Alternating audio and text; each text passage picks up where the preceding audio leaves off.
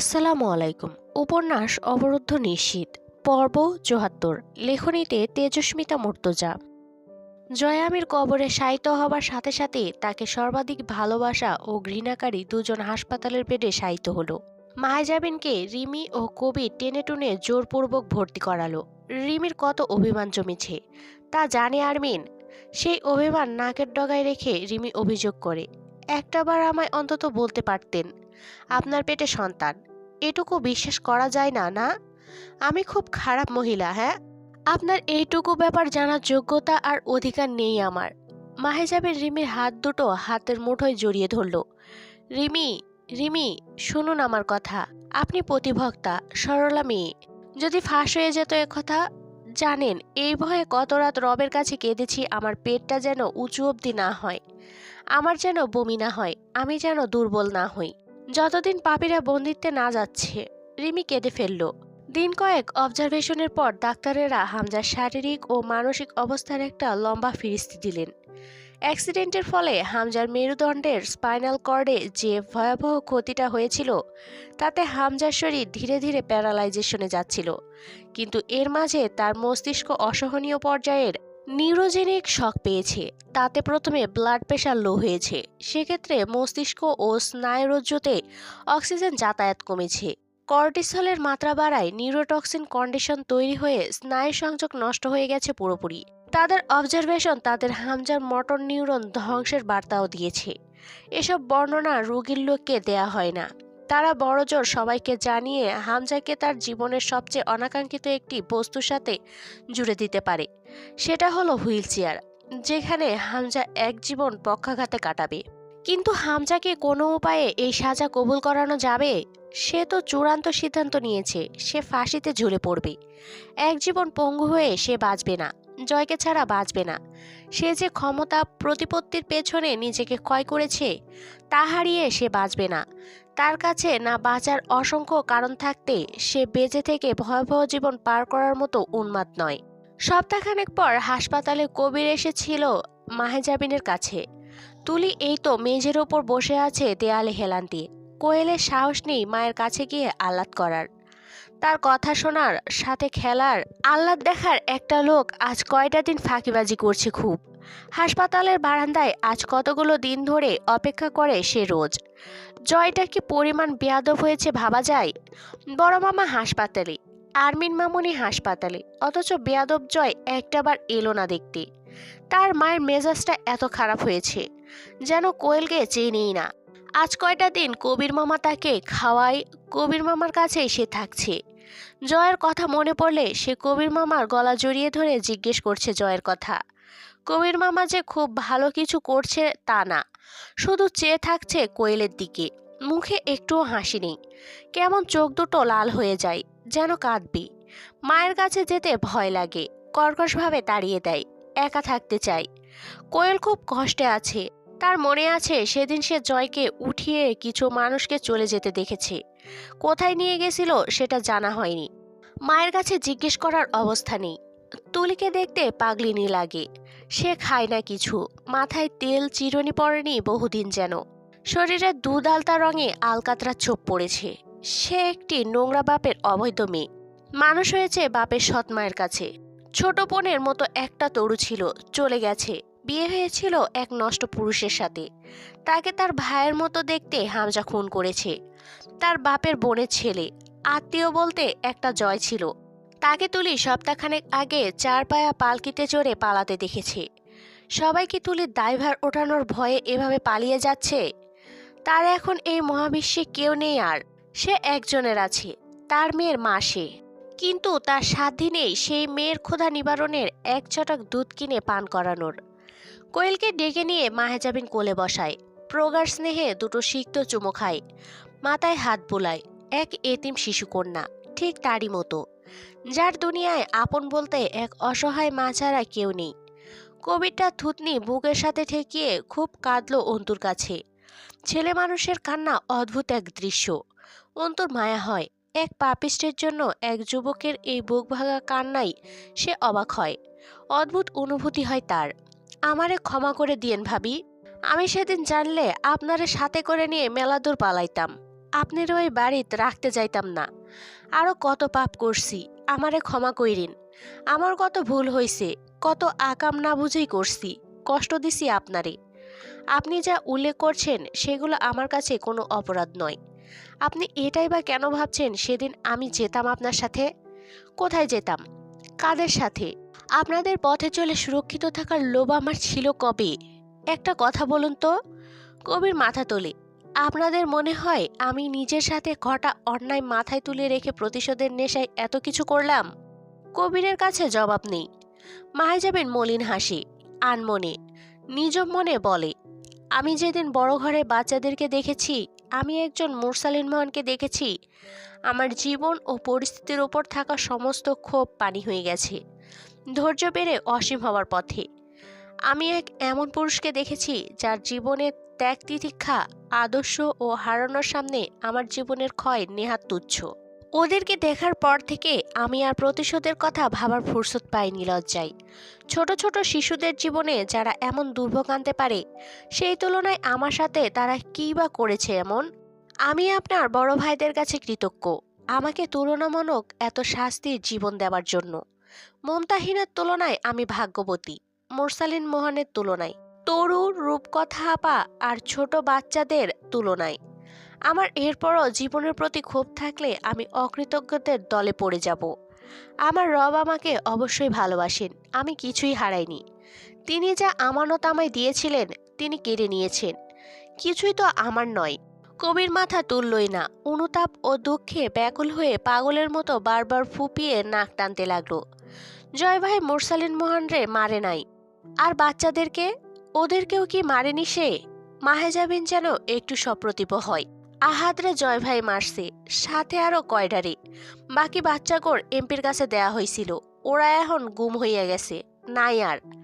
মাহেজাবিন চোখ বোঝে, মৃত মানুষটার ব্যাপারে আর ঘৃণিত সত্য শোনার শক্তি তার নেই। সে সত্যি অনেক চেষ্টা করেছে জয় আমিরকে ক্ষমা করার, সে ব্যর্থ। বারবার যখন নিজের সাথে ঘটা সকল অন্যায়ের জন্য সাপ মনে জয় আমিরকে ক্ষমা করে দিতে সফল হয়েছে, তখন তার এই পাপগুলো এসে তার চেয়েও বেশি ঘেন্না জড়ো করেছে বুকের ভেতরে। সে হাত উঁচিয়ে ধরে থামায় কবিরকে। কবির মুখটা নুইয়ে অপরাধী হয়ে বসে রইল। মাহেজাবিনের ভেতর থেকে ব্যথা সামান্য ঝাপসা হয়। কবির তার উপর যেন শুরু থেকে সদয় ছিল, তার মায়া হয় কবিরের উপর। ইচ্ছে করে সান্ত্বনা দিতে, কিন্তু সে পারে না। তার মুখটা অন্তরের মতো নয়। নারকেল ভালো উদাহরণ তার ক্ষেত্রে। সে মৃদুস্বরে জিজ্ঞেস করে, তার পাপ নিয়ে আপনারা তো অপরাধবোধ? সে আপনি জয় আমিরের? কে আপনি জয় আমিরের? বন্ধু, সঙ্গী, আত্মার সম্পর্ক?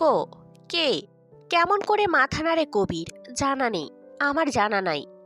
কবির আবার কেমন কাতর হয়ে পড়ল এই প্রশ্নে।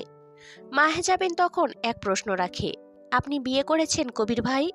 কবির তাকায় অন্তুর দিকে, নিজেকে সামলায়। তার বুকে শান্তি আনে অন্তুর ডাক। সে তাচ্ছিল্য করে ব্যথিত হাসে। যে বিয়ে দিবে সেই তো ফাঁকি দিয়ে পালাইছে। তার ঘরোয়ালি হিসেবে আমি যদি দায়িত্বখানা নিই? কবির বিশ্বাস করতে পারে না। তার আধভেজা চোখ দুটো বিস্ময় ও প্রশান্তি উল্লাসে চিকমিক করে ওঠে। মাহেজাবিন বলে, একজন সুন্দরী অসহায় কনে আছে আমার হাতে। তার আছে তার চেয়েও সুন্দরী নিষ্পাপ এক শিশু মেয়ে। বলুন কবুল। কবির বিভ্রান্ত হয়, কথা বলতে পারে না, তার বুক কাঁপে দুরু দুরু করে। মাহেজাবিন তুলির দিকে ইশারা করে, দেখুন তো পছন্দ হয়? কবির এক নজর তুলিকে দেখে, তার অস্থির লাগে। পাটোয়ারি বাড়ির মেয়ে, সবসময় সমীহের নজরে দেখা নারীকে সে হবু স্ত্রীর চোখে দেখতে গিয়ে থম্মত খায়। সেই লোক আপনাকেও বিয়ে দিতে চেয়েছিল, তাকেও। সে তো ভালো লোক ছিল না, ছিল এক নম্বরের সুযোগ সন্ধানী। সুযোগ বুঝে ওয়াদা ছেড়ে ছুড়েই পালিয়েছে। কবির মাথা নত করে। মাহেজাবিন খুব সামান্য হাসে। মাথা যদি সম্মতিতে নত হলো, তো আমি আপনার কাছে চিরকাল কৃতজ্ঞ থাকব কবির ভাই। কবির আপ্লুত হয়ে ছটফট করে ওঠে। নিজের মুখ চুকে দুই হাত বোলায় অপ্রস্তুতিতে। কোয়েল বুঝতে না পেরে একবার কবির মামা আবার মামনির দিকে চায়। কবির শোধায়, কোথায় যাবেন আপনি হাসপাতাল থেকে? মাহেজাবিন কিছুক্ষণ চুপ থেকে বলে, একটা উপকার করুন আমার। এর কোনো দাম দিতে পারবো না, কিন্তু আমার কাছে কিছু নেই। লজ্জা দিতেছেন আমারে? মাহেজাবিন মাথা নাড়ে। রূপ কাইসারকে একটা খবর দেবেন, সে যেন একটু দেখা করে আমার সঙ্গে।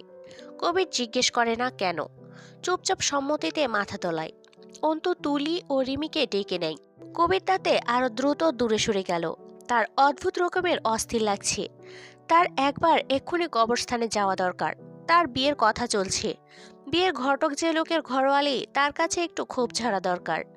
অন্তুর পেছনে এমপির গোটা পার্টি পড়ে আছে। এখন সে পুরস্কার ঘোষিত নিখোঁজ ছাগলের মতো, যে যেখানে পাবে পুরস্কারের লোভে শিকার ধরে নিয়ে দিয়ে সম্মানী আদায় করবে। বাপ্পির লোক হাসপাতালে আসেনি, তার কারণ হামজাকে পাহারা দিতে পুলিশ মোতায়েন রয়েছে হাসপাতালে। সাথে কবির নিজেদের গোটা দলবল আশেপাশে ভিড়িয়ে রেখেছে। হামলা হলে হাসপাতালে একটি সংঘর্ষ নিশ্চিত হবে। পাটোয়ারি বাড়ি হামজার নামে, যৌথ মালিকানায় কেউ নেই। সুতরাং আইনতভাবে তার বাড়িটি সরকারিভাবে বাজেয়াপ্ত করার কথা। কিন্তু হলো যেটা, হামজা যে বাড়ির ব্যবসায়িক গোডাউনের টর্চার সেলের মতো জাহান্নাম খুলে রেখেছিল, সেই বিষয়টি চাপা দেয়া হলো। হামজা দলীয় কর্মী, তার বাড়িতে এমন কিছু ঘটেছে, এটা সরাসরি জানতে দিলে জনগণের ভেতরে ক্ষোভ পয়দা হবে। বিষয়টা খুব খারাপ হবে। হাজার হোক হামজা সরকারি দলের কর্মী, তার কর্মের ক্রেডিট দলের নামে যায়। সুতরাং ওটা ইস্পাত লোহার গোডাউন হিসেবে রয়ে গেল। কিন্তু হামজার অপরাধ, এবং সেটা একটাই, এমপির খুন, নয়তো বাকিগুলো ধরা হতো না। বাড়ির মালিকানায় কেবল সে আছে, তাই পাটোয়ারি বাড়িটাকে সিলগালা করা হলো। আইনত অনুমতি যদি পায় কখনো, তবে ওখানে কেউ বসবাস করতে পারবে। হামজা চিকিৎসার জন্য ওয়ার্কশপের কাঁচামাল খুব সুলভ মূল্যে বিক্রি করলো রিমি। লাভ হলো না কিছুই। থেরাপি মনে সান্ত্বনা বই কিছু নয়। মস্তিষ্কের উপর হাত ঘোরানো মুশকিল। হামজার স্পাইনাল কর্ড পুরোপুরি ধ্বংস। জীবন মৃত্যু হয়ে উঠল হামজা। দেখলে মনে হয় সে জীবিত আছে। চলমান জগতের সঙ্গে মানসিক ও শারীরিকভাবে সকল সংযোগ বিচ্ছিন্ন করে সে চলে গেছে সাবকনশাস রেনমে। রিমির বাড়ি থেকে লোক এলো এতদিন পর। মেয়েকে তারা ত্যাগ করেছিল যখন হামজার প্রতিপত্তি বাড়ছিল, কিন্তু তার রিমির বাপ চাচাদের কাজে লাগেনি। তখন মাজার কতবার বলেছে রিমিকে তালাক দিয়ে চলে আসতে, রিমি যায়নি। তার স্বামী কোনো স্বার্থ হাসিলের হাতিয়ার নয়, এটা বলে অপমান করে তাড়িয়েছে। হামজা সচল থাকা অবস্থায় সাহস ছিল না ও বাড়ির কেউ রিমিকে ছাড়িয়ে নিয়ে যায়, এমনকি মাঝারের মৃত্যুর পরেও না। মাঝার ও ঝন্টু সাহেব মরার পরেও সাহস হয়নি সরাসরি দুই ভাইয়ের ওপর আঙুল তোলার। কিন্তু এখন হামজার দিন ফুরিয়েছে। তারা রিমিকে ছাড়িয়ে নিতে এলো।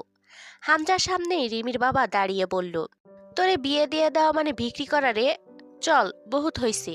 এক মরার ঘর করার জন্য পড়ে থাকবি? আর তার ঘরই বা কই? সরকার তো সিল মারছে সেইখানেও। এই হাসপাতালে দাসীর মতন পড়ে থাকবি?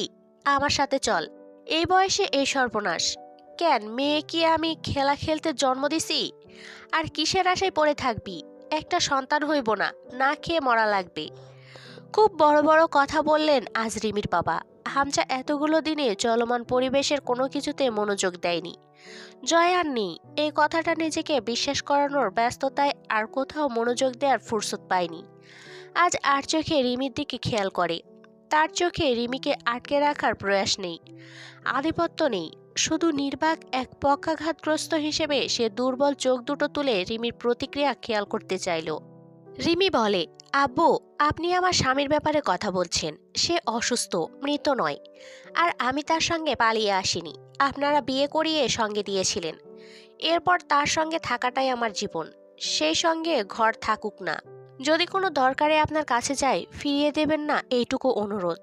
যেমন তার স্ত্রী আমি, আপনার মেয়েও। আপনাদের পার্টিতে কি হয়েছে তা মনে না রেখে মনে করুন না যে আপনার মেয়ের জামাই অসুস্থ। সে সুস্থ হোক, তারপর না হয় তার অপরাধ হিসেব করব। রিমি বাবা মেয়েকে ধরে কেঁদে ফেললেন। তিনি 17 বছর বয়স্কা ছোট্ট মেয়েকে এই রাক্ষসের কাছে বিক্রি করেছিলেন ক্ষমতার স্বার্থে। আজ এমনটাই উপলব্ধি হলো তার। আজ মেয়ে নারী হয়েছে, বড় হয়েছে, ভারী কথা শিখে গেছে, কিন্তু হারিয়ে গেছে জীবনের সকল চাঞ্চল্য আর রং। পরনের শাড়িটা মলিন, মুখটাই যেন বার্ধক্য এসে জমেছে। বয়স এখনো 23 পেরোয়নি। এর দায় কার? তার নিজের হিংস্রভাগ। মেয়ের কাছে বড় লজ্জিত হয়ে বুকে ব্যথা নিয়ে ফিরে গেলেন তিনি। হামজার আস্তার আবার মরার শখ জাগে। তার মনে হলো রিমির সাথে সে জুলুম করেছে, কিন্তু কি জুলুম? সে তো এমনই, তা মানতে পারল না কেন রিমি? রিমির কাছে সে ক্ষমা চাইবে? কি বলে ক্ষমা চাইবে? সে তো অপরাধ করেনি, তার পরটাই ছিল ওটা। সে যা করেছে সেটাই তার কাজ ও নীতি, রাজনীতি। দোষ রিমির। সে কেন আর্মিনের মতাদর্শে লালিত হতে গেছে? রব কাইসারের কাছে মাহেজাবিন নিরাপত্তা চাইল, দিনাজপুর থাকার নিরাপত্তা। থার্ড ইয়ারের ফার্স্ট সেমিস্টারের পরীক্ষা সে দিতে পারেনি। মনোয়ারা রহমানের কাছে গর্ভাবস্থাকালীন সংকটে অনুপস্থিতির আবেদন ও রিপোর্ট জমা দেবার পর মনোয়ারা রহমান কনসিডার করলেন। গোটা ভার্সিটি ও অঞ্চল থমকে গেছিল জয় আমিরের মৃত্যুর সংবাদে। কেউ কেউ লাশ দেখতে না পাবার আফসোসে গুম রইল। এ নিয়ে ভার্সিটি প্রাঙ্গণে মৃদু ক্ষোভ বইল। লাশ কেন ঘোড়াহাটেই দাফন করে শুধু খবর আনা হয়েছে? জয় আমিরের কি আছে ঘোড়াহাটে? সব তো বাঁশের হাট আর বিশ্ববিদ্যালয়ে তার। বিশ্ববিদ্যালয়ের অধিকার ছিল জয় আমিরের ওপর। পরীক্ষা দেবার অনুমতি পেল মাহেজাবিন। পড়ালেখার খরচ ও এতগুলো পেট চালাতে মাহেজাবিনের উপার্জন দরকার। সব ব্যবস্থা না করে মা ও ভাবিকে দিনাজপুর আনা যায় না। নিজের জন্য তখন দামি ওষুধের ফর্দ লিখে দিয়েছে ডাক্তার। সেই প্রেসক্রিপশন কোথাও হারিয়ে ফেলেছে সে। ওষুধ কেনার পয়সা নেই, প্রেসক্রিপশনের কি কাজ? দিনাজপুর থাকা তখন বাঘের খাঁচায় মুরগির মতো। রব কাইসার কতটুকু নিরাপত্তা দিতে পারে তাকে? স্বল্প পরিচয়। এছাড়া একজন সরকারি কর্মকর্তার কাছে ব্যক্তিগত নিরাপত্তা আশা করাটা বেমানান। আমজাদ সাহেবের বাড়ির পেছনে 1 কাঠা জমি পড়ে আছে এখনো, ছোট কস্তুরীর খাল হিসেবে। ওটুকু বিক্রির সিদ্ধান্ত নিয়ে অন্তু কুষ্টিয়া যাওয়ার প্রস্তুতি নেয়। অনুমতি সাপেক্ষে পাটোয়ারি বাড়িতে শেষবারের মতো ঢুকেছিল সে সেদিন। শুকনো রক্ত জড়ানো ড্রয়িং স্পেস পেরিয়ে অন্তু সোজা সিঁড়ি বেয়ে ছাদে উঠে যায়। আকাশ একটু মেঘলা, বাতাস বইছে খুব। তাতে ধারণা করা যায় বৃষ্টি নাও আসতে পারে। মালিক নেই আজ কতগুলো দিন, তবু গুনলে কবুতর সংখ্যায় বেশি পাওয়া যাবে। এমনটা হতো। জয়ের কেনা কবুতর উড়াউড়ি শেষে সাথে নতুন কবুতর নিয়ে আসতো। কারণ কবুতরেরা জেনে গেছিল জয়ের ছাদে ভিআইপি খাবার মেলে। কত জাতের কবুতর, সবচেয়ে বেশি সাদা পায়রা। প্রত্যেক জাতের জন্য আলাদা আলাদা খোপ। আজ কয়দিনে ভীষণ নোংরা করে ফেলেছে ছাদ ও খোপগুলো। সাদা পায়রাগুলো দেখে অন্তুর চোখে বিভ্রম তৈরি হয়। কবুতর ঝাপসা হয়। সে দেখে বড় ঘরের কবুতরগুলোকে। সাদা ধবধবে পাঞ্জাবি, পায়জামা, টুপি পরা নিষ্পাপ কবুতরের ঝাঁক। ঠিক এদের মতোই বহুদিন না খাওয়া, পিপাসায় কাতর। অন্তু ধপ করে বসে পড়ে ছাদের উপর। অসুস্থ লাগে তার খুব। জয় আমির কি করেছে তাদের সাথে? সে কলঙ্কিত এক নারী। সে এমন এক পাপিষ্ঠর ঘরের স্ত্রী যার পাপ নিকৃষ্টতাকে হার মানিয়েছে। এই কবুতরগুলোকে ঠিক রোজ দানা খাইয়েছে জয় আমির। পানি পান করানোর জন্য কতগুলো শৌখিন পাত্র ছাদ জুড়ে রাখা। কত রকম দামি শস্যের আয়োজন ছিল সাদা পায়রাগুলোর জন্য। অথচ নিষ্পাপ ছোট ছোট মানব সন্তানদের জন্য সামান্য প্রাণ ভিক্ষা দেবার প্রয়াস ছিল না যার মধ্যে। তার বিধবা স্ত্রী হিসেবে মাহেজাবিন আজ সাদা পায়রাগুলোর সম্মুখে অনেকক্ষণ বসে রইল। নিজেকে ধিক্কার দিল। তার হঠাৎই মনে হলো বাংলাদেশের আইন জয় আমিরকে শাস্তি দিতে প্রস্তুত নয়। আচ্ছা, সে কি এই কাজটা করতে পারত না? সে কেন পারেনি ঘুমের মাঝে জয় আমিরের গলাটা কেটে দ্বিখণ্ডিত করে ফেলতে? হামজা পাটোয়ারি তার পাশের ঘরে কত রাত বেঘরে ঘুমিয়েছে। কিসের আদর্শ মাঝখানে এসে দাঁড়িয়েছিল যে আদর্শ নিষ্পাপ শিশুগুলোর প্রাণ বাঁচাতে দুটো রাক্ষস বধ সে করতে পারেনি হাজার সুযোগ পেয়েও? যে দুটো নাগালে ছিল তাদেরকে বধ তো সে করতেই পারত। এমন দুজন খুনিকে হত্যা করে এক জীবন কারাগারে কাটানোর চেয়ে সুখের আর কি হতো? এই ধিকৃত ধ্বংসপ্রাপ্ত জীবন অসহনীয়। সে কোন আইনের আইনজীবী হতে চায়? আইন কোথায়? যেখানে আইন নেই সেখানে আইনজীবীর কিসের? দেশ কোন দিকে হাঁটছে, কাদের হাত ধরে এগোচ্ছে? সে দেশে কিসের আইনজীবী হবে সে? সে কি করে এক ভুল দেশে জন্মে এক ভুল স্বপ্ন লালন করে নিজের মাঝে? ছেড়ে দেয় পোষ পায়রা জয়ের। উড়িয়ে দেবার উপায় নেই। সারাদিন এদিক ওদিক উড়ে এসে দানা খাওয়ার সময় অথবা সন্ধ্যাবেলায় ঠিক ফিরে আসে তারা জয় আমিরের তৈরি নিরে। মাহেজাবিন আবার তাচ্ছিল্যে হাসি। সামান্য পায়রাকে কতটা স্বাধীনতা দিয়ে পালন করেছে লোকটা, অথচ মানুষ তার কাছে এই সুযোগ পায়নি। সে নিজেও বোধহয় পারেনি মানুষগুলোর জন্য কিছু করতে। আজ পায়রাগুলোকে অন্তত মুক্ত করা যাক। এ বাড়িতে ওদেরকে দানা পানি দেবার মতো আর কোনো প্রাণ থাকবে না। সে তাদেরকে তাড়িয়ে দিতে চাইল। তারা মাহেজাবিনকে খুব চেনে। তারা বরং খুশি হয়েছে বাড়ির লোক এসেছে, কিছু খাবার মিলবে। তারা উড়বে কেন? এটাই তো আবাস তাদের। তারা বাকবাকুম রবে জয়া আমিরকে ডাকলো কিনা কে জানে। তাদেরকে তাড়ানো গেল না। মাহেজাবিন রুমে এসে গম পেল। সেগুলোর সাথে বাসি পানি তুলে নিয়ে গিয়ে শেষবার সে কবুতরগুলোকে খেতে দিল। ঝেঁপে এলো সবগুলো তার পায়ের কাছে। দুটো সাদা পায়রা তুলে আদর করে মাহেজাবিন। বাকিরা গা ঘেঁষে তাদেরকেও হাতে তুলে আদর দেয়। আহ্লাদে সমস্বরে ডাকি। সন্ধ্যা হয়ে আসছিল, তাকে যেতে হবে। একবার পেছন ফিরে কবুতরগুলোকে দেখে নেমে এলো সিঁড়ি বেয়ে। এরপর বহুদিন কোনো মালিককে এবং খাবার না পেয়ে ওগুলো গন্তব্যহীন উড়াল দেবে পাটোয়ারি বাড়ি ছেড়ে। তখন এই বাড়ি পুরোপুরি প্রাণমুক্ত হবে। অন্তু নিজের রুমে এলো। নিজের রুম নয়, জয়া আমিরের রুম। সে ভাগ পেয়েছিল। সেখানে ঢুকতেই 3 দেয়াল জুড়ে বড় বড় ফ্রেমে টানানো ছবি নজরে পড়ে। অন্তু রুমটা দেখে। বিছানাটা পড়ে আছে, জয়া আমিরের বালিশটাও, চাদরটা জড়ানো। রুম জুড়ে ভ্যাপসা একটা গন্ধ। জয়া আমিরের শরীরের ঘাম, রক্ত, পারফিউমে মেশা বাসি গন্ধের সাথে আরও কিছু গন্ধ মিশে বদ্ধ ঘরটা অদ্ভুত এক গন্ধ জড়ো হয়েছে। আলমারি ভর্তি প্যান্ট, শার্ট, লুঙ্গি, পারফিউম, ঘড়ি। রুমের আসবাব, বাথরুমের সরঞ্জাম, সেখানকার হ্যাঙ্গারে ঝুলছে তার গামছা, দুটো নোংরা তোয়ালা। বাথরুমের শুকনো মেঝেতে পড়ে আছে দুটো ভেজা লুঙ্গি। অন্তর অস্থির লাগে। সে বসে মেঝের ওপর। মাগরিবের আজান হলো তখনই। সে আস্তে আস্তে উঠে গিয়ে অজু করে। বহুদিনের শুকনো বাথরুম ভিজে ওঠে তাতে। মাহেজাবিন জয়া আমিরের ঘরটাতে শেষবার মাগরিবের নামাজ আদায় করে। নামাজ শেষে একাকিত্বের সূচকে হু হু করে কাঁদে সে। তার সন্তান নেই, বাবা কবরে শায়িত, আজ কতগুলো দিন আসামিও। জীবন খুব ভারী লাগে তার। সকাল থেকে কিছু খাওয়া নেই, খিদেও নেই। কান্না করার ফলে শরীর ও মন আরো অবসন্ন হয়ে এলো। বেশ কয়েকবার বিভ্রম তৈরি হলো। ভারী পা মিলিয়ে জয়া আমির ঢুকলো অসময়ে হুট করে ঘরটায়। বেশিরভাগ সে রুমে আসতো তখন অন্তু নামাজে থাকতো। আজও এলো। মাহেজাবিন মোনাজাত ছাড়তেই জয়া আমির এসে জায়নামাজের পাশে বসে। মাহেজাবিন তাকায় না। তার অস্বস্তি হয়। এত জ্বালাতন করছেন কেন? তুই এসেছিস আরমিন? আমি তো এখানেই আছি। এখানেই, এই ঘরে। জয়া আমির বেহায়ার মতন মুচকি হেসে জায়নামাজের ওপর শয়। অন্তুর কেমন অদ্ভুত লাগে। গা ছমছম করে যেন। সব কেমন জীবন্ত লাগে। সে তাড়া দেয়, না পাক আপনি উঠুন জায়নামাজ থেকে। পাক তো তুমিও। তোমার ভেতরে জায়গা পেলাম যে। পেলেন? স্মৃতিতে পেলাম না? স্মৃতি তো মানুষের ভেতর ঘর, ঘরওয়ালি। মাহেজাবিন দীর্ঘ শ্বাস ফেলে বলে, ঘৃণিত স্মৃতি। আরে উকিল ম্যাডাম, চলবে। আমি তো ঘেন্নাতেই থাকতে চেয়েছি। ভালোবাসা আমার পোষায় না। আপনার চোখের ঘেন্নায় আজীবন আমার বসবাস হোক। পরের জন্মে আবার সেই ঘেন্নার সাথেই ভার্সিটির মাঠে আমার আপনার দেখা হোক। একবার ধ্বংস করে তৃপ্তি হয়নি, আবারও সেই অভিশপ্ত সাক্ষাতের স্বাদে কেন? এর জবাবে অন্তু প্রতিধ্বনির মতো একটি আওয়াজ পায়। আমরা কেবল পুনরায় সাক্ষাতের জন্যই বিদায় নিই। কথাটা বলে কি জয় আমি চোখ মারল? এর পরের মুহূর্তে মাহেজাবিন গা শিউরে ওঠে, বিভ্রম ছোটে। আওয়াজটা কানে বাজে। জয়ামিরের কণ্ঠস্বর, বজ্রধ্বনির মতো তীক্ষ্ণ, গভীর, পরশ্য ধ্বনি, যেন পাথরের ওপর গড়িয়ে চলা কোনো গম্ভীর নদীর হিংসুটে স্রোতের গর্জন। আমরা শুধু আবার দেখা হবার জন্যই বিদায় নেই।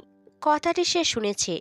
বিখ্যাত কেউ বলেছিলেন, ইংরেজি পঙ্কতি, we only part to meet again. যত দ্রুত সম্ভব এখান থেকে বেরোতে হবে। রোজ স্বপ্নে অন্তু প্যানিক অ্যাটাকের শিকার আজকাল। কখনো আব্বু, কখনো ছোট্ট একটি শিশু, কখনো বা জয় আমির, কখনো বা একটি লোহার খাঁচায় অনেকগুলো রক্তাক্ত সাদা পায়রার ঝাঁক। তাকেই ডাকে, ডানা ঝাপটায়। সে তাদেরকে মুক্ত করতে হাত বাড়াতেই স্বপ্ন ভেঙে সে ক্ষুধার্ত দুনিয়ায় জেগে ওঠে, যেখানে সে একজন ধ্বংসপ্রাপ্ত নরকীয় জীবনের প্রতিনিধি। সে ওঠে। এই কক্ষের কোনায় কোনায় পাপী লোকটার ঘ্রাণ আর খেয়ালে জড়ানো তেতো স্মৃতিরা থমকে আছে। মায়াজাবিনকে দেখছে। এত এত স্মৃতিদের নজরের সামনে মায়াজাবিন অসুস্থ বোধ করল। কেমন মানুষের ঘর সে করেছে। তার নারী জীবনের, সংসার জীবনের সাক্ষী এই কক্ষটা। 8 মাসের সংসার। এই কক্ষে একটা জয়া আমিরের গল্প আছে, একটা আরমিনের গল্প আছে। দুটো মিলিয়ে দুই বিরোধী পথিকের গল্প আছে। নিজের বইপত্র গুছিয়ে নিয়ে সে আলমারি খুললে আবার তার ভয় লাগতে লাগলো। আবার না জানি লোকটা এসে পাশে দাঁড়ায়, সে অস্থির বোধ করে। ছবিগুলোতে জয় আমিরের হাস্যোজ্জ্বল দুর্বোধ্য চোখ তাকেই দেখছে। আলমারিতে সেই পায়ে পেশা সিগারেটখানা পায় সে। সিগারেটটা ছয় না অন্তু, ওটা অশুভ। আলমারি আটকানোর সময় একখানা কাগজ পায়। কাগজ দেখেই মায়াজাবিন বোঝে জয় আমিরের হাতে রাখা ওটা। তার জন্যই রাখা কাগজটা মুচড়ে গেছে, এলোমেলো অযত্নে পড়ে আছে তাকের ওপর। কাগজটা খুলে তার হৃদস্পন্দনের দ্রুতি বাড়ে। মুরসালিন মোহনের চিঠি। সে সকল গল্পকে দরজার পেছনে বন্দি করে বেরিয়ে আসে রুম থেকে। একটা বিছানা, তিনটে দেয়াল, একটি ড্রেসিং টেবিল, কাঠের আলমারি, কয়েকটি ফুলদানি, শার্ট ঝোলানোর হ্যাঙ্গার, কাউসটা। গল্পগুলো গিলে চুপ করে শেষবার দেখে মাহেজাবিনকে। মাহেজাবিন জানে না মরিয়ম বেগম কোথায় থাকেন। সে গেল সেই বাড়িতে যেখানে আনসারি মোল্লা ও রৌফ কাইসারের সঙ্গে সাক্ষাৎ করেছিল তারা। যাবার পথে আত্মরক্ষার জন্য সঙ্গে একটি ছুরি নেয়। রংচাটা পুরনো জীর্ণশীর্ণ বাড়িটি বাঁশেরহাট থেকে কম বেশি 20 মিনিটের পথ। সুইহারা আশ্রম ও দিনাজপুর সরকারি কলেজের মাঝামাঝিতে। হেঁটে গেলে ঘন্টা দেড়েকের পথ। মাহেজাবিন পৌঁছালো বিকেলের দিকে। আশা রাখলো কাউকে অন্তত পাবে, তার কাছে মরিয়ম বেগমের ঠিকানা জেনে নেবে। তার বুক ধুকপুক করে। দেখা হলে সে কি করে একজন মায়ের কাছে বলবে আপনার মুরসালিন মোহন মুক্তি পেয়েছে। এই পরাধীন দেশ থেকে তার বিপ্লবী আত্মা স্বাধীন আসমারে উড়াল মেরেছে। আশ্চর্যজনকভাবে একজন নারী বেরিয়ে এলেন সেদিন দরজা খুলে। মলিন কাপড়ের হিজাব, মুখটা আবৃত তার প্রান্তে। অন্তু নিকাবের মুখ খুলে সালাম জানায়। আসসালামু আলাইকুম চাচি আম্মা। ওয়ালাইকুম আসসালাম। উল্লাসিত হয়ে অন্তুকে জড়িয়ে ধরে কপালে মুখে চুমু খান নারীটি। শরীরে কি সুন্দর মামা ঘ্রাণ। অন্তর অস্থির লাগে। আপনি কি চেনেন আমাকে চাচি আম্মা? আগে ভেতরে আয়। আয় আয়। অন্তুকে নিয়ে গিয়ে মলিন এক বিছানায় বসায়। তোর অপেক্ষায় আল্লাহর কাছে রোজ মোনাজাত করি। এতদিন পর আসলি, আমারে চিনিস না? না, আমি কিন্তু তোরে খুব চিনি। কে আমি? কি অদ্ভুত এক হাসি হাসেন নারীটি, জয়ের বউ। মাহাজাবিন আজ লজ্জিত বোধ করে এই পরিচয়ে। তা সামলে শুধায়, আপনি কি মুরসালিনের খোঁজ আনিস নাই? অন্তুর হৃৎপিণ্ড ড্রিম ড্রিম করে বাড়ি বাড়তে লাগলো। এটা কি মুরসালিন মোহনদের বাড়ি? নারীটি কে? চেহারা কানা কি মমতাহিনার মতো নয়? অন্তু ঢোক গেলে মরিয়ম বেগম পানি আনলেন। কিছু খেজুর ও 2 পিস কেক এনে হাত ধরেন মাহেজাবিনের। খামা, নে মুখে দে। ঘরে আর কিচ্ছু নাই। মাহেজাবিন মায়ের স্নেহ অনুভব করতে লাগলো। মুরসালিনটা কোথায় রে এখন? তোর স্বামীর জাহান্নামে এখনো পচতেছে। জয়রে আনলি না? ও কেমন হয়েছে দেখতে? আমার কথা মনে আছে ওর? মনে থাকলে আমার গর্ভের ধনকল্যাণে এমন কোরবানি করতো না। মনে নাই ওর?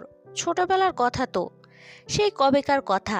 ওরে আর মুরসালিন মুস্তাকিন রে এক দস্তরখানায় বসায়া 2টা ডিম 3 জন রে ভাগ করে দিছি।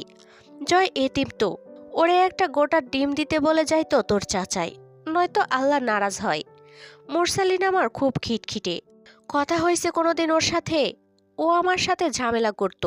আম্মা, ওই জয়রে আপনি বেশি ভালোবাসেন, আমার আর ভাইয়ের চাইতেও। মরিয়ম বেগম হিজাবের এক প্রান্তে চোখ মুছে হাসেন।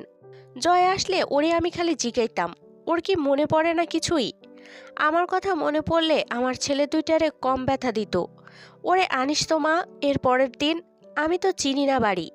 কত বড় হয়েছে, বিশাল বেটা ছেলে হয়েছে না রে? তখন ছিল না, ওর খালি জ্বর আসতো। জ্বর আসলে পালায়ে মাদ্রাসা থেকে আমার কাছে আসতো লুকাইতে। দেখি নাই কতদিন, যাইতে চাইছি কতদিন। চিনলে কবে যাইতাম। হামজা আমারে চিনে না। জয় কি ভুলছে? মুরসালিনের আমারে বাড়ি থেকে বাইর হইতে নিষেধ কইরে গেছে। জাহিলটা আর ফিরে নাই। আমি চিনি না বলে যাইতে পারি না জয়ের কাছে। এখন কত কাছে থাকি। মুরসালিন বলছে এই বাড়িটা খুব দূরে না। এখন আসছিস, জয় জানে? মাহেজাবিন আস্তে করে বলে, জানে না। না জানায়া কেন আসছিস? জানলে যদি খারাপ হয়? কোথায় সে? মাহেজাবিন গম্ভীর মনোযোগে এক কোমল মমতাময়ী পুরা নারীকে দেখতে দেখতে বলে, নে সে। বোঝেন না মরিয়ম? নাই? নাই কি? মাহেজাবিনের গলাটা কাঁপে। আপনি আমায় দুজন মৃত মানুষের ব্যাপারে অনেক কথা শুনিয়ে দিলেন চাচি আম্মা। মরিয়ম বিশ্বাস করে না। দুজন মৃত মানুষ? কারা মৃত? ওনার হাতে এখনো এঁটে লেগে আছে জয়, মুরসালিন ও মুস্তাকিনের ভাত মেখে দেওয়া এঁটো হাত। এরপর জয় হারিয়ে গেল, তবু তিনজনের ভাত মাখতে হয়েছে, মুমতাহিনা, মুরসালিন, মুস্তাকিন। মরিয়ম সহ্য করতে পারেন না, বিশ্বাস করার পদ্ধতি জানা তার নেই। তার হাতে ভাত খাওয়া চারজন একে একে ফুরিয়ে গেছে, তার হাত ও তিনি তো এখনো অক্ষত। এটা নিয়তির কেমন খেলা! মুরসালিন তো এই কথা দিয়ে যায়নি, এবার আর ক্ষমা নেই শয়তান ছেলে। সে বলে গেছে ফিরে আসবে, কারণ ওনার আর কেউ নেই। আল্লাহ এতটা নিষ্ঠুর হবেন কেন তার ওপর? কি আশ্চর্য কথা!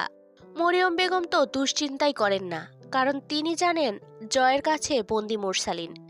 জয় কি মুরসালিনকেও মারবে? ওনার ধারণা মারবে না, কারণ তিনি যে বোকা এটা তিনি জানেন না। জয় তার স্বামী ও বড় সন্তানকে নিজ হাতে মেরেছে। মেয়েটা জয়ের দোসরদের হাতে ইজ্জত হারিয়ে প্রাণ দিয়েছে। তবু সরলা নারী জয়ের ওপর ভরসা রেখে আজও বিশ্বাস করতে চান না মুরসালিনকেও ছাড়া হয়নি তার বুকে ফেরার জন্য। মাহেজাবিন চিঠিটা দেয়। মরিয়ম অল্প শিক্ষিতা, মুরসালিনের চিঠি পড়তে পারবেন। মুরসালিনকে বাংলা লেখা তিনিই তো শিখিয়েছেন।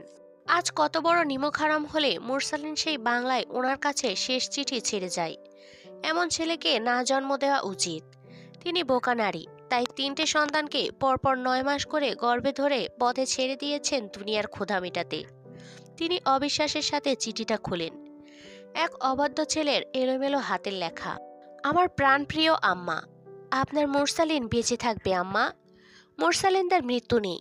আপনি শুধু লাখদের মাঝে খুঁজে নিতে পারলেই কত শত মুরসালিনকে পাবেন। আমি বেঁচে রইলাম। আজ আর কিছু লিখব না, আজ শুধু ভাববো মৃত্যু কি শেষ না শুরু? এই শহরে মৃত্যু কি আসক্তি নাকি অনীহা? মরিয়ম কাঁদলেন না। চিঠিটাতে একটু পরপর চুমু খেলেন। অল্প হেসে চিঠিখানা বুকের সাথে বাহুডোরে চেপে ধরে আকাশের দিকে মুখ তুলে চেয়ে থাকলেন, যেমনটা শিশু জন্মালে নতুন মায়েরা শিশুকে কোলে তুলে করে অমন। মাহেজাবিনের সহ্য হয় না, তার চোখ দিয়ে ঝুপঝুপ করে পানি ঝরে পড়ে। মুখটা শক্ত, অথচ থুতনিটা তার থরথর করে কাঁপে। বুকের ওঠানামা অস্বাভাবিক বাড়ে। একটি মুরসালিন মহানের চিত্র চোখের সামনে ভেসে ওঠে। ব্যথায় হেসে ওঠা দৃঢ় প্রত্যয়ী এক সিংহপুরুষ। কানে বাজে মুরসালিনের খালি গলায় গেয়ে ওঠা বজ্রের মতো ধ্বনি। সেদিন আর রবে না হাহাকার, অন্যায় জুলুম অবিচার। থাকবে না অনাচার, দুর্নীতি কদাচার। সকলেই শান্তিতে থাকবে। সেদিন আর নয় বেশি দূরে, কিছু পথ গেলেই মিলবে কোনো একদিন এদেশের আকাশে। আছরের নামাজ মাহেজাবিন মরিয়মের সাথে আদায় করলেন। মরিয়ম কাঁদলেন না। পাথরের মতো তার সহনশীলতা যেন অস্বাভাবিক নয়। যে নারী যৌবন থাকতে বিধবা হয়েছেন 3 সন্তান নিয়ে, এরপর 3 জনের মৃত্যুর খবর তিনি পেয়েছেন জীবন্ত কানে, তার ভেতরে কতটা দৃশ্যমান উন্মাদনা অবশিষ্ট থাকতে আছে তার বেঁচে থাকায় বাহুল্য। আজ তার সিজদাগুলো লম্বা হলো।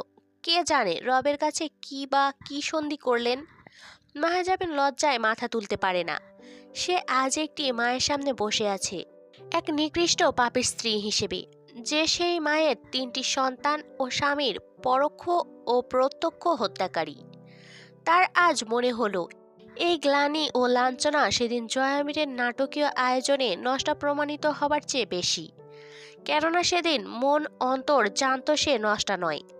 আজ মনটাই আগে জানে সে পাপীর স্ত্রী। আব্বু বলতো, অন্তুরে, আমরা যখন সিজদা দিই, সিজদার স্থানটা তখন আর জমিন থাকে না, ওটা আল্লাহর পাক কদম হয়ে যায়।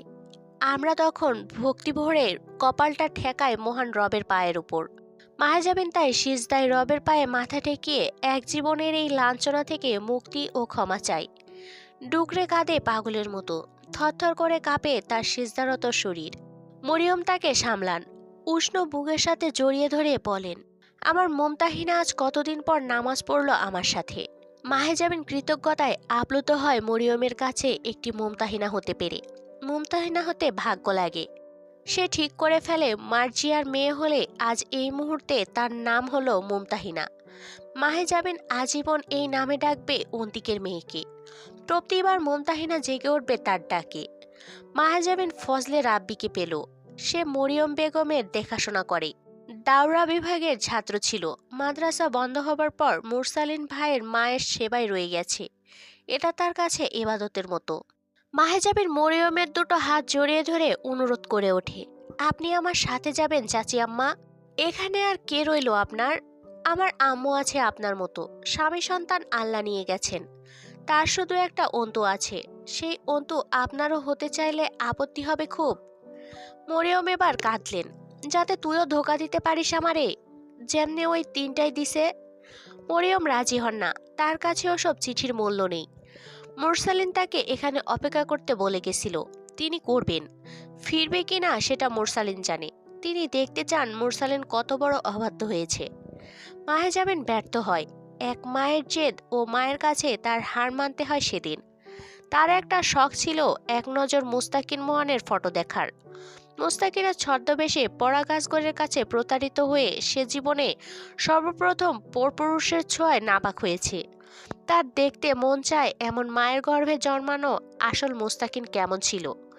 সে সেই স্থলে থাকলে নিশ্চয় নিজের সবটুকু দিয়ে অন্তুকে রক্ষা করত সেদিন। তারপর মাহেজাবিন কবিরের সাথে কুষ্টিয়া গেছিল দুদিন পর। একটা পার্টি দেখে ফেলেছে কবির।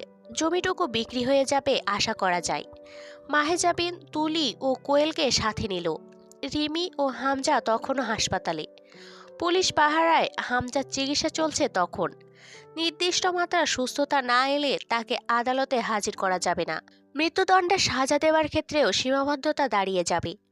মাহেজাবিন, কবির, তুলি ও কোয়েলকে নিয়ে কুষ্টিয়া পৌঁছানোর পর মাহেজাবিন অন্তিকের মেয়েকে পায়। এবারের ঈদুল ফিতরের চাঁদ রাত্রির শেষ ভাগে মার্জিয়ার নাড়ি ছিঁড়ে এতিম কন্যা দুনিয়ায় এসেছে। যখন জয় আমির দুনিয়ার মায়া সুতো ছিঁড়ে দুনিয়া থেকে পালিয়েছে, মার্জিয়া মাহেজাবিনকে জড়িয়ে ধরে কেঁদে ভাসায়, যেন তার কত যুগের প্রতীক্ষা পুরো করে মাহেজাবিন তার চৌকাঠে পদার্পণ করেছে। মাহেজাবিন তখন আবারও উপলব্ধি করে তার ধ্বংসপ্রাপ্ত জীবনটা কতগুলো জীবনের ভরসাস্থল। এখন তার নিজের জন্য নয়, বাঁচতে হবে কতগুলো বাঁচতে চাওয়া প্রাণের জন্য। সে বুঝতে পারে না কবে হয়ে উঠেছে সে এমন ভরসার কেন্দ্র। সে চাইছিল মরে যেতে, চাইছিল কারাবরণ করতে, অথচ কতগুলো মুখ তার দিকে মুখ তুলেছে। মার্জিয়ার চোখের ভরসা মাহেজাবিনকে বাঁচতে শেখালো। রাবেয়ার হাসি মুখের ডুকরে কেঁদে ওঠা তাকে শক্ত হয়ে দাঁড়াতে বলল। সদ্য জন্মানো এক অভাগী শিশু প্রথমবার কোলে চড়ে তার আঙুলটা মুঠো পাকানো হাতে চেপে ধরে রইল। মাহেজাবিনকে বলল বেঁচে থাকতে, বলল তার প্রতিশ্রুতি আদায় করতে, ফুফু কম বাপ হয়ে পালন করতে। জমিটুকু 4 লাখের বেশিতে বিক্রি করা গেল না। একে তো পেছনের জায়গা, তার ওপর কস্তুরীর খাল। আমজাদ সাহেবের পরিত্যক্ত বাড়িটা হয়ে উঠল একটি অসহায় নারী শিশুদের আশ্রম, যেটা দেখভালের দায় মাহেজাবিন আরমিন অন্তুর, তুলি, কোয়েল, রাবেয়া, মার্জিয়ার মেয়ে। কবির মাহেজাবিনের সহকারী, তার ছেলেরা সেখানকার পাহারাদার। হামজার আদালতের তারিখ পেছালো, কয়েক মাস অবধি পিছিয়ে গেল। পুলিশ হেফাজতে তার যথাসম্ভব চিকিৎসার চেষ্টা চলতে লাগলো, যা ব্যর্থ। হামজাকে ট্রমা থেকে বের করা অসম্ভব, যা তার স্নায়ুকে প্রতিক্ষণে পুরোপুরি মৃত করে তুলছিল। তার মস্তিষ্ক অবজার্ভ করার পর নিউরোলজিস্ট ও সাইকিয়াট্রিস্টদের সম্মিলিত বোর্ড বসতে লাগলো। উপরমহল থেকে টুকটাক গোপন প্রচেষ্টাও চলতে লাগলো তাকে বিদেশ পাঠানোর ব্যবস্থায়। হাজার হোক সে একজন সম্ভাবনাময়ী নেতাকর্মী ছিল। তার সুস্থতা সবার কাম্য। সেই সময়টাতে বাংলাদেশের রাজনৈতিক অস্থিরতা কিছুটা কমে এসেছে। 2015 খ্রিস্টাব্দের অক্টোবরের 12 তারিখ বিকেলের দিকে মাহেজাবিনের দরজায় দোলন সাহেব এলেন, সঙ্গে একখানা মাঝারি ফাইল। দোলন সাহেব সোফায় বসে চারপাশটা দেখতে দেখতে মাহেজাবিনের হাতে ধরিয়ে দিলেন ফাইলটা। ভেতরে দুটো কাগজ, দুটোই হাতে লেখা। প্রথমটা খুলে সমাজবিজ্ঞানের ছাত্রী ও আইনজীবী হওয়ার স্বপ্ন দেখা মাহেজাবিনের মনে হলো এটা কোনো হাতে লেখা উইলপত্র, হলোগ্রাফি উইল। নিচে জয়া আমিরের হস্তস্বাক্ষর, তারিখ 23 এপ্রিল 2015 খ্রিস্টাব্দ।